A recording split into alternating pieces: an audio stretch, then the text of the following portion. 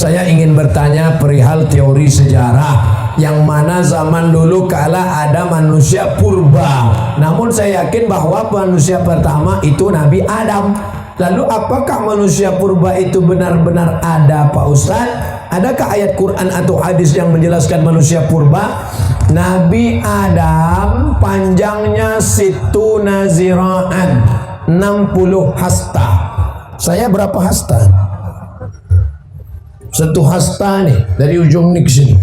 Satu hasta, dua hasta, tiga hasta, empat hasta. Karena kita udah lama kenal, tambah sedikit 5 hasta. Nabi Adam 60 hasta. Kalau gitu Nabi Adam panjang sekali. Lalu kemudian berkurang. Saya ini last edition, yang paling kecil. Sedangkan manusia purba itu jutaan tahun yang lalu, dari fosil-fosil yang ditemukan dalam tanah. Sedangkan dari Nabi Adam ke Nabi Muhammad SAW tidak sampai jutaan tahun. Maka kita sebagai orang yang beriman meyakini manusia pertama adalah Adam alaihissalam. Kita bukan evolusi dari makhluk purba, monyet berubah jadi orang. Bukan. Kita bukan monyet. Ada yang mau ngaku dia monyet? Enggak ada. Itu teori dari Darwin punya. Kata Darwin, namanya Charles Darwin, dunia ini isinya air semua, nggak ada tanahnya, air. Lalu air ini disinari cahaya matahari menguap, lalu muncullah tanah. Lalu ikan yang dalam air berevolusi naik ke darat, manjat pokok kayu, berbulu jadi monyet.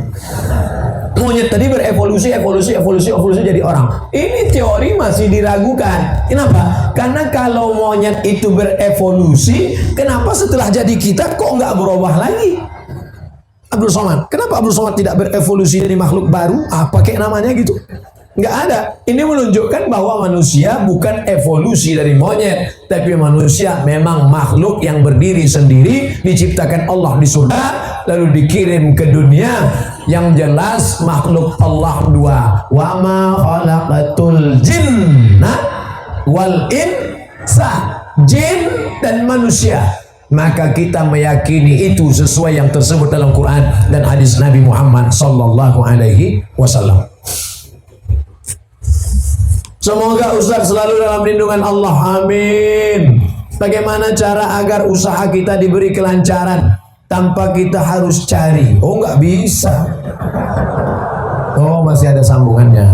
Tanpa harus kita cari pelaris dan selalu diridhoi Allah. Pertama kali masuk warung ketika pagi, yang punya warung jualan, toko, ruko, dagangan di pasar, pertama kali masuk pagi baca Fatihah 1 kali, Qul huwallah 3 kali, Qul a'udzu falaq sekali, Qul a'udzu nas sekali, ayat kursi sekali.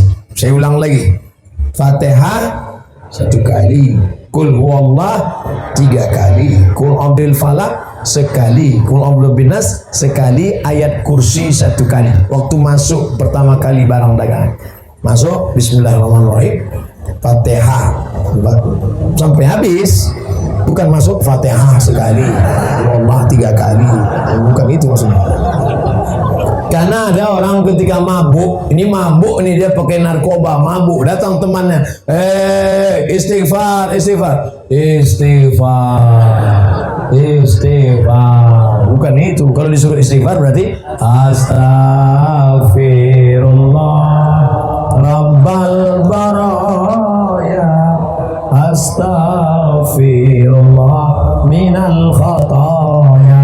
Nah, itu baca yang 5 tadi. Itu Ustadz dapatnya dari mana? Kebetulan saya diminta oleh alumni dari para habaib waktu Habib Umar bin Hafiz datang tahun lalu di Hotel Crown. Saya pembawa acara, Habib Jin dan penerjemah Habib Umar bin Hafiz yang beri materi di hadapan pengusaha-pengusaha. Ada pengusaha yang nanya, Habib, kami ini bisnismen, gimana supaya lancar? Itulah disampaikan Habib Umar bin Hafiz lengkap dengan ijazah. Pertama kali masuk baca Fatihah, Qul huwallahu 3 kali, Falaq sekali, Winas sekali, ayat kursi 1 kali. Ijazah dari beliau. Jangan lagi pakai mantra-mantra, masuk ke dalam mantra. Hai, hantu segala hantu, setan segala setan. Datanglah, datang. Orang yang menjual jiwanya kepada iblis sudah terjadi. Coba cari di internet artis-artis yang menjual jiwanya kepada setan. Pernah lihat? Banyak di antaranya yang menjual jiwanya kepada setan. David Copperfield menjual jiwanya, ada MOU-nya, Memorandum of Understanding Between Me and Satan. Jangan minta kepada setan, kita ini hamba Allah, bukan hamba setan. Jangan minta kepada dukun, jangan minta kepada, tapi mintalah doa kepada para habaib, kepada para tuan guru dan kepada para ulama. Mudah-mudahan kita mendapatkan keberkahan hidup dunia dan di akhirat. Assalamualaikum Pak Ustadz. Waalaikumsalam. Bagaimana membimbing hati agar sabar dan taat dalam menanti seorang anak? Ustadz Somad, saya sudah nikah sebelum tahun 10 tahun belum punya anak. Berapa lama?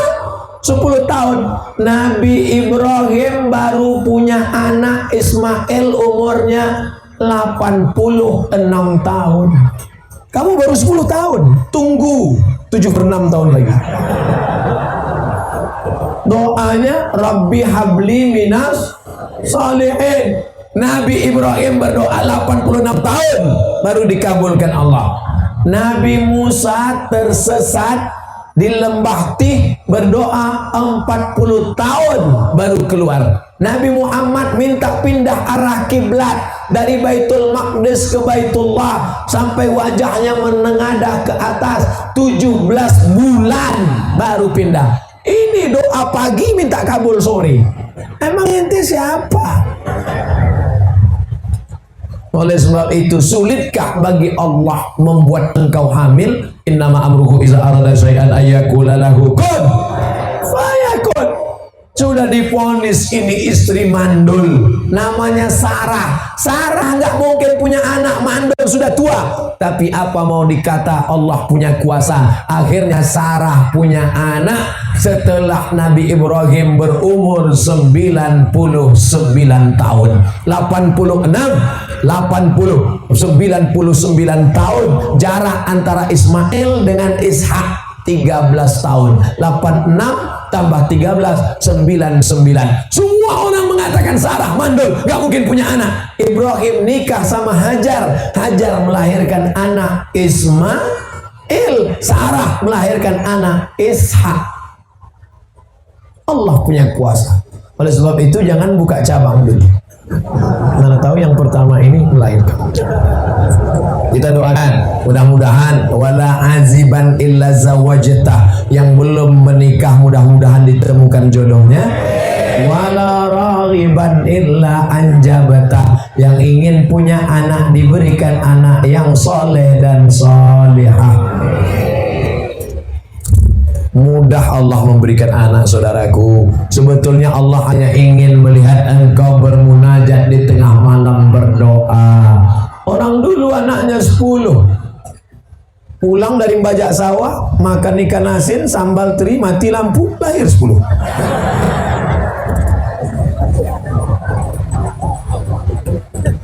Ustaz, apakah ketika orang tua sudah meninggal dunia, masihkah bisa memberikan doa-doa untuk anaknya, Pak Ustaz?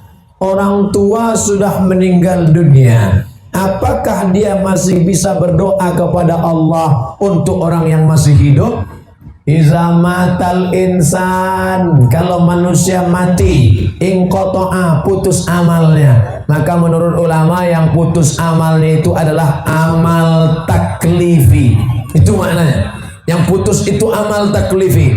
Orang meninggal tidak wajib sholat, orang meninggal tidak wajib puasa, orang meninggal tidak wajib umroh kalau mampu, orang meninggal tidak wajib bayar zakat. Tapi bahwa setelah meninggal dia beramal, maka dia tetap beramal. Mana contohnya? Nabi ketika Isra Mi'raj Nabi melihat ada nabi yang sholat di kuburnya. Nabi melihat ada nabi yang berzikir di kuburnya. Itu menunjukkan bahwa orang meninggal juga masih tetap beramal. Tapi katanya amalnya putus. Yang putus itu amal taklifi. Makanya wali-wali Allah masih bisa memberikan doa. Makanya ada orang yang bertawassul kepada Allah berkat Syekh Abdul Qadir Al-Jilani, berkat Syekh Abdullah Syattari, berkat Syekh Abdul Hasan As-Sazili, berkat para ulama wali-wali Allah. Artinya apa?